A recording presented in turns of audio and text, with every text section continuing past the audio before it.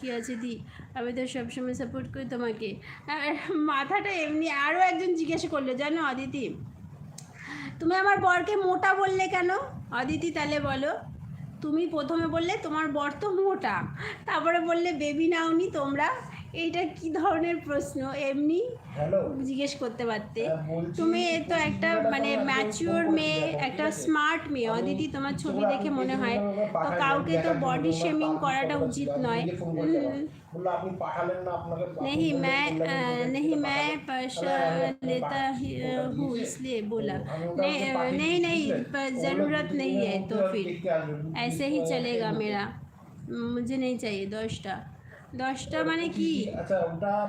মোটা তো মোটা বললাম, আমি তো মোটা, মানুষদের ভালো লাগে, আমিও বডি শেম করি না, করিনি। আচ্ছা আচ্ছা, তাহলে ঠিক আছে, আমিও মোটা বলি আমার বরকে, কিন্তু ভালোবেসে বলি এ মোটা।